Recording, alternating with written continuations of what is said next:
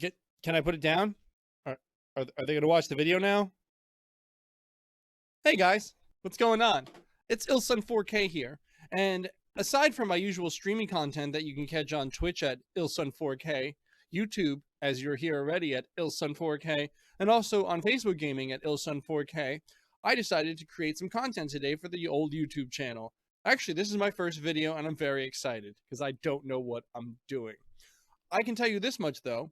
I do know what I'm doing when it comes to cooling my CPU and my GPU, because even though this is a 3090, if you look, oh, gave your shit a heart attack right there, right? Look at that. This is, what does that look like? Yeah, this is a removed 3090 because my setup currently involves a RTX 3090, an i9 10900K overclocked to 5 gigahertz, and 64 gigabytes of RAM. Everything is on a closed loop system now, as I mentioned, with the 3090 using a bi-ski water block, which involves a nickel plate that goes over everything, as well as a heat backplate GPU thing that's pretty cool. It keeps the temperatures way lower than before. I have a custom loop radiator. It's not an out-of-the-box radiator, and I'll tell you more about that later. But I run a 64 millimeter radiator, which is actually twice as thick as most of the out-of-the-box 360 millimeter AIO intercoolers go, and I will talk to you more about that. But what we're going to do right now is we're going to take a look at my current setup, which is one radiator and the 64 millimeter radiator. What we're going to do after that is we are going to take this and we're actually going to throw more money at it, and we're going to put a second 64 millimeter radiator with 3 fans on it to see if it cools the system anymore. Right now, we're going to go run the game Cyberpunk, which takes a buttload of VRAM and overclocked i9 10900K power to run. It's actually the only game that in full 4K setting, ultra mode, all the way across, as you'll see in the video when I turn it on, can actually make my 3090 drop to below 60 frames per second in 4K. To give you an idea, in Doom Eternal, I normally run between 120 to 220 frames per second in full 4K high resolution settings. So this is a great game. In addition to that, the reason why I keep on saying that my i9 is overclocked is that when you bring it up to 5 gigahertz or more, the heat produced from it, from its usual stock 3.6 gigahertz on the 12 core, is it? Or the 9 core, 10 core? I don't know. Sorry, guys, I suck. Whatever it is, the heat doubles. And actually, the Intel is jokingly known for running at 80 degrees Celsius to 100 degrees Celsius, even when liquid cooled. However, you will see with my setup that I run significantly below that before adding a second radiator, because I put a lot of time and effort, and more importantly, money, into making sure that this setup runs the way it does. So like I said, now we're going to watch me play Cyberpunk for a little bit after letting the system warm up for a good 40 minutes before taking this video, so there's no concerns on anything. I like to do real world testing versus benchmark testing. Benchmark testing is really great when you're looking to get the idea of maximum performance, but I'm looking for more of a real world situation here. So let's go. We're going to load up the Cyberpunk footage. We're going to see how it works with the 164 millimeter radiator in place, and then we'll go from there and install a second one and see what we get. And before we do the second one, we'll have a review video in between the two, because I totally screwed up the order I was supposed to say that. But what are you going to do? It's my first YouTube video, guys, and I'm cool. I have a 3090. So let's take a look at me playing Cyberpunk with my questionable green screen talents. Yeah. All right, guys, here you go. All right, what's going on, guys? We're about to do the, what's the word? Holy crap, I look orange. We're about to do the stress test, as you might want to call it, featuring Cyberpunk for the before part of the cooler system setup. The reason why I like using Cyberpunk is this game is very VRAM intensive, and even with my 3090, can occasionally, sometimes get it to dip down into below 60 frames per second. And just to show you guys, I'm not joking around, the frames per second is in the upper left-hand corner, which you can see we're looking at like 78, 77. We'd be looking at more if we had more VRAM intensive areas. But this is all in 4K, like I said. I'm going to pause right here, and we're going to take a look at my settings. I'm going to go over to the graphics. We're in the graphics. As you can see, field of view 100, film grain, all this is at high, ultra psycho, high, ultra performance, all that good stuff. absolutely pushing the max of this 3090 in 4K settings on Cyberpunk. And you can see I'm averaging around like, 80, 81 frames per second. My CPU temps, you can see those in the Fahrenheit overall. I'm averaging at about 70 to 68, which I want to drop lower, which is also part of why we're doing this. So let's take a look at our GPU temps. Now that we know that, we'll take a look right now. We're going to go, if we look right here, we're doing around 102 degrees Fahrenheit, but our maximum, if we follow this, has been to 121. And before this, we were clocking 129, 127. So we know that we're pulling some serious numbers over here. And that's no joke. So while I have seen it at 104, it's most likely because I've paused the game and fixed it. So we're going to try to see if we can get this dropped down a lot. I'm pretty happy with the results I got from this test. And we're going to keep on going with the rest of the video, but I just wanted to show you guys what it looked like. Just so you know, also, this has been running for about 45 minutes at its full capacity. No joke. And we've just been waiting to make this video. So we're going to keep it moving, guys. Take care.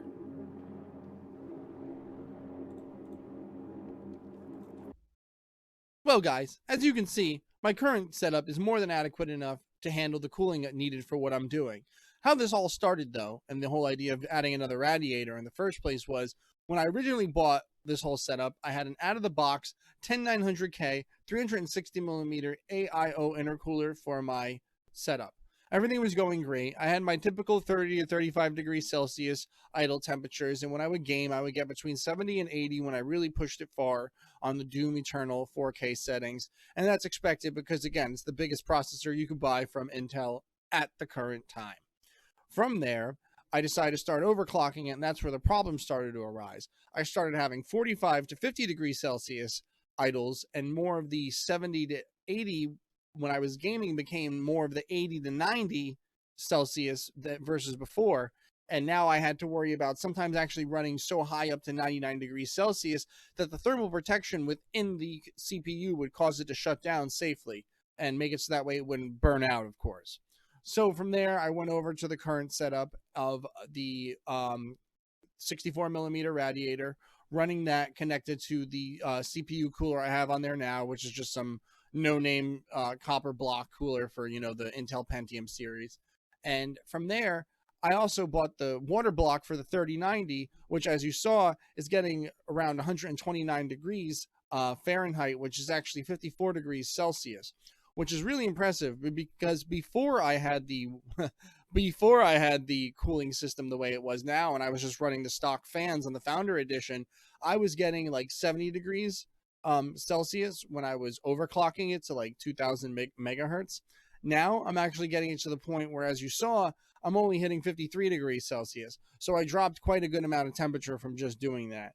But what we're going to do now is we're going to see if we can drop even more temperature by adding another second 64mm radiator with 3 fans, and we're going to do the same exact thing again. I'm going to load up Cyberpunk. I'm going to put everything on 4K because that's the one that pushes my game the farthest, and we're going to see if we get better temperatures with 2 radiators versus 1, because the game just heats everything up so much it's just goddamn ridiculous.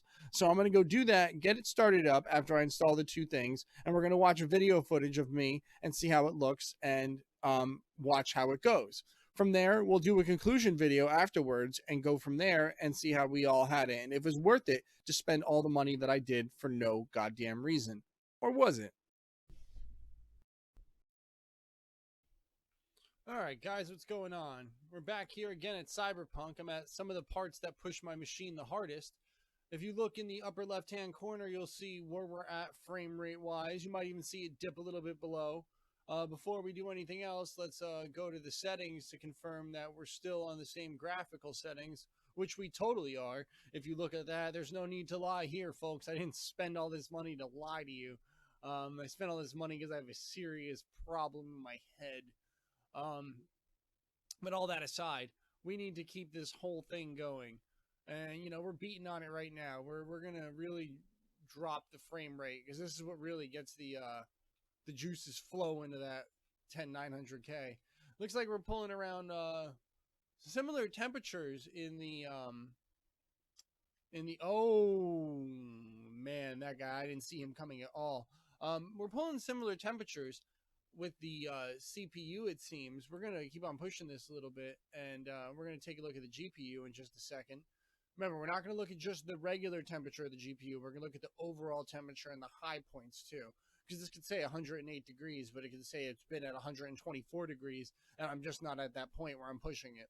So what we're going to do now is I'm just, taking a look at the CPU. It appears that the CPU seems to be around the same. I want to say it's a degree or one cooler at the very most, but that's really just how it goes. But I want you to be aware in this setup, they both have their own, and by they I mean the CPU and the GPU both have their own radiator now with fans on them, the big radiators too, big boy radiators like I showed you before. So the next move is to take a look at the GPU power. Let's take a look, guys. We're going to switch out of this, and the GPU is okay. The GPU is at, wow, okay, so we dropped some temperatures. Well, we only saw a maximum of 120. That seems what it says right here. The minimum was 97 degrees. This is Fahrenheit. For those of you in Celsius, that's 49 degrees Celsius. The highest we saw was, 49. Wow. So 120 is where we're at right now. As far as the CPU goes, we're at 66 degrees still Celsius. We have all this overclocked. I can show you guys everything, by the way. Here's all the cores showing you that they're overclocked to 5. Trying to see. There's the fact that I have a 3090. It's sitting pretty where we were looking at it before. So as you can see, it really does make a difference to have more cooling by a little bit. But let's go talk in the conclusion more about what happened, because we got what I was looking for, but I was also looking for something else.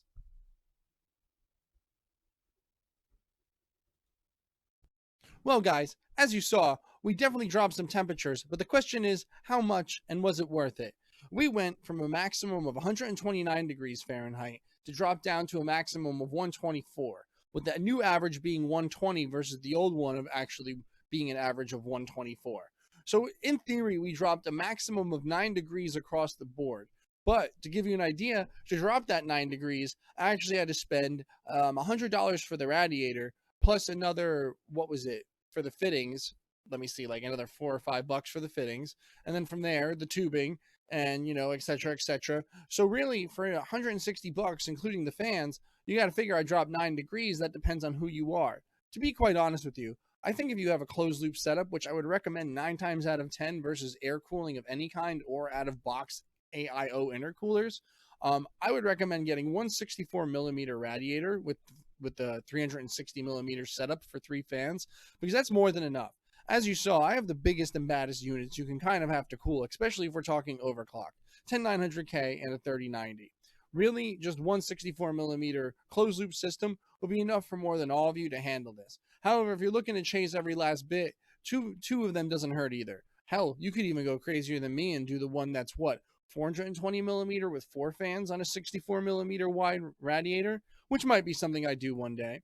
But speaking of something I might do one day, I look forward to making more videos for you guys. Really, this was something that was fun to do, and it was interesting to see the results of an experiment that I tried and delivered to you guys. So please, if you haven't, make sure to like and subscribe on my YouTube channel.